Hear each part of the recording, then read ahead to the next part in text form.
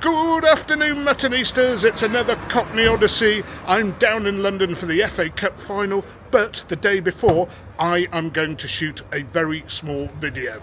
I'm actually testing settings, showing a friend how to vlog, and I thought, what better than to try some other hostelries in South London, other than, of course, the London Black at the Arch House, and try 3 pints and a bite. We're going to bring you some porter, some stout, and some food in this short video. Join me for today's adventure, Muttonistas.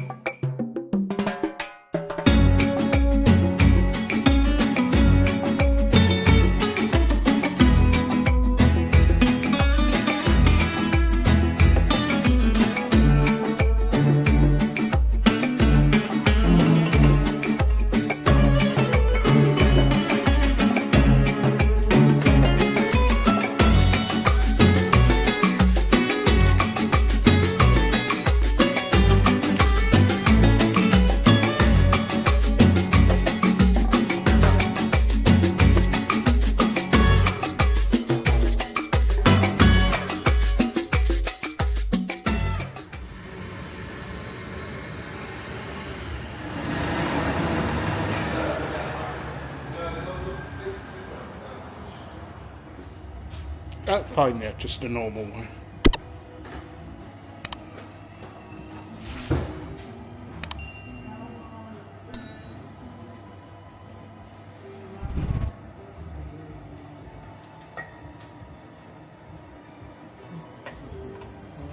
And Muttonistas, doesn't that look beautiful? Yet again, the London Black settling away.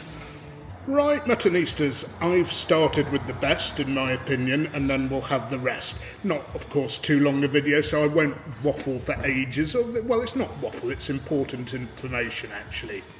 London Black here served on 80-20 gas, 80% nitrogen, 20% CO2. Makes it creamier than your standard 70-30 pour. Try and get your pub to get this gas if you can for their nitro stout. I know it's a bit complicated, it's not as simple as just sticking a gas canister onto your pipe, but it really does improve the pint. I've had so many good ones here, surely this is going to be another one.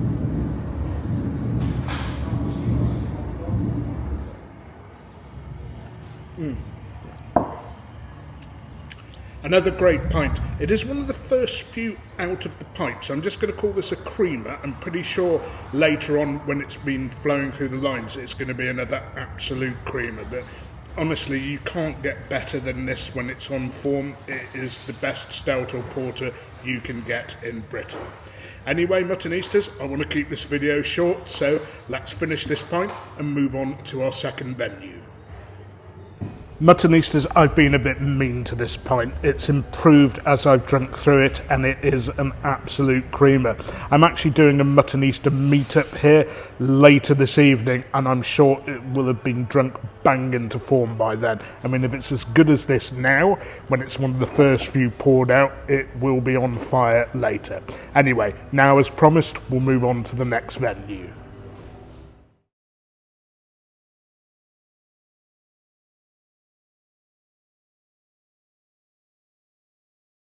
As usual, Muttonistas, we've gone a little bit overboard in terms of what we've ordered food-wise, but I'm looking forward to it. I've had some great snacks and meals here in the past, but let's hope the beer is on good form, because 2 times ago I didn't like it so much because it was too coffee-ish. This time, or sorry, the last time, I really thought they'd nailed it. So let's hope this is as it should be.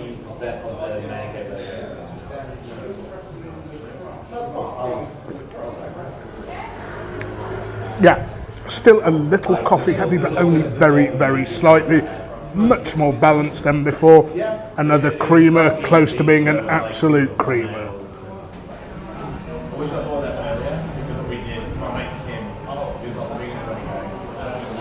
Right, Muttonistas, the food is arriving, and of course here it comes as it's made.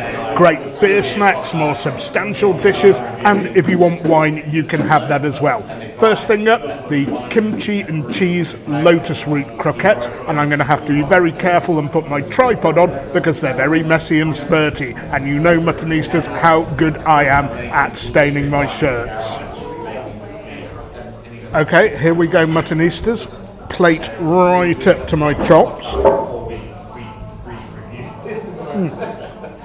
Muttonistas, a little bit of, in fact quite a lot of spice, a bit of salt, a bit of cheese, you can taste the vegetable inside, and if you just want a beer snack then it is absolutely ideal. That is absolutely ideal. Doesn't break the bank either at about £7.80. Next up, Muttonistas, the grilled hamachi with shiso chimichurri. And of course, Muttonistas, I am fully aware of what chimichurri is. It is a sauce made out of various herbs, a bit of chili, a bit of olive oil, goes very well with steak. Not used to having it with fish. And shiso, it's a Japanese herb, not one I'm familiar with, a combination of basil, mint and some other herbs in terms of how it actually tastes and imparts flavour. Looks like a superbly cooked piece of fish, and I'm going to dig in. Quite tricky with chopsticks, I think, though. Plate up again, Muttonistas, as a safety play, and it does look like a beaut, this one does. Fish cooked to the perfect point, crispy skin, and I never would have thought chimichurri would go as well as that with a piece of fish. It is a great combination, and that shiso herb, that comes through as well. Dishes flying out now, 2 more have arrived.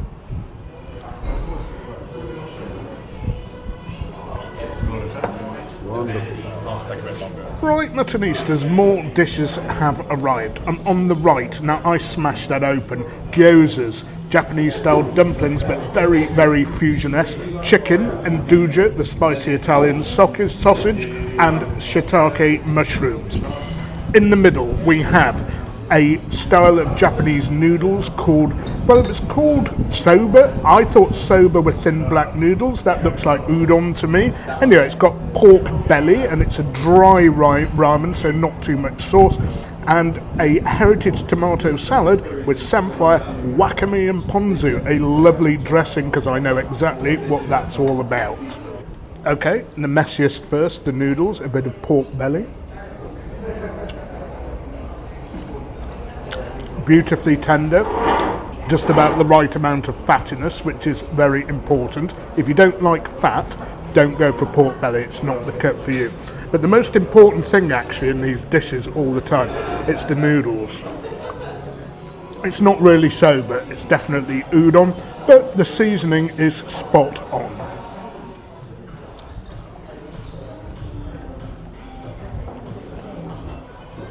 Very good, very good. Definitely worth a quick slurp.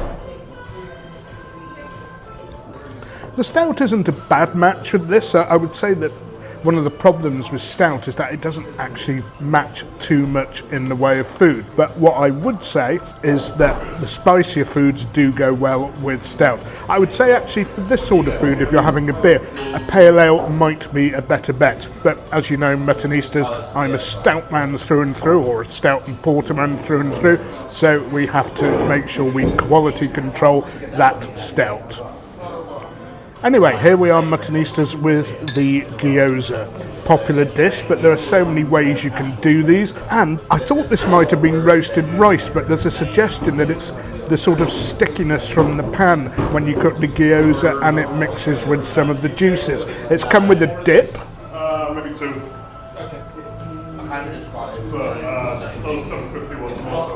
I like it, I like it. I wouldn't normally order these with chicken unless I were in maybe in a halal establishment, and even then I'd rather go for seafood. But the nduja really does make it, adds that bit of a kick to it, Muttonistas. Another quick slurp, Muttonistas, before the final dish, the tomatoes. And people who watch me regularly, such as a lot of yourselves, Muttonistas, would know that I am huge on tomatoes. Tomato mad. I do like the Mediterranean way of salting, adding garlic and olive oil, but this is an interesting Japanese preparation as well. Uses ponzu, which is a dressing made of citrus with a little bit of sweetness added to it. Don't confuse it with yuzu, which is a type of citrus itself. It works pretty well, although I would like the tomatoes to have been salted a bit. That would have made it perfect. And now to try a tomato with the samphire and the wakame, a type of Japanese seaweed.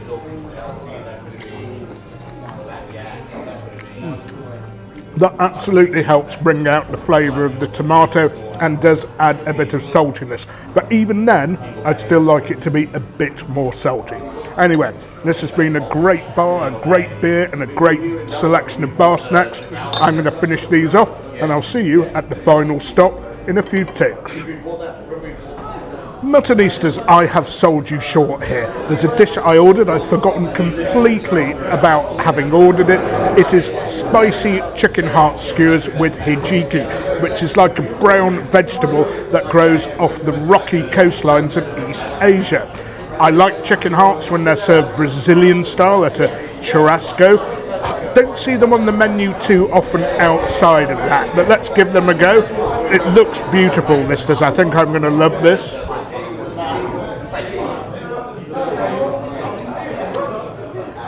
And right you are, mutton. They've got that spiciness, just a tiny little bit of sweetness, and that wonderful texture that hearts have. I promise you now, that was the last dish, and we will now be going off to the last venue.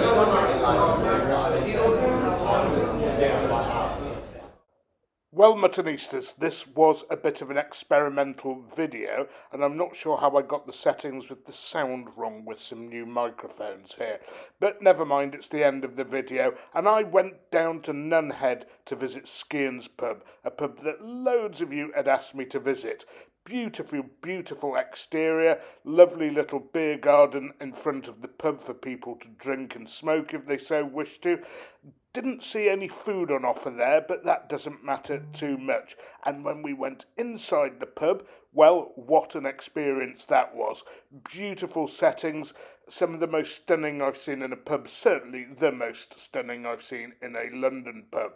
As for the Guinness itself, I had a couple of pints there, and the first pint, well, it was quite good, but wasn't as good as I was expecting it to be, but hardly anybody was on it. And then luckily, a group of Guinness drinkers turned up and drank it into form, and my second pint was definitely a creamer. I look forward to going back to this pub again and having a proper session in this sumptuous decor. Anyway, Muttonistas, I hope you enjoyed the video.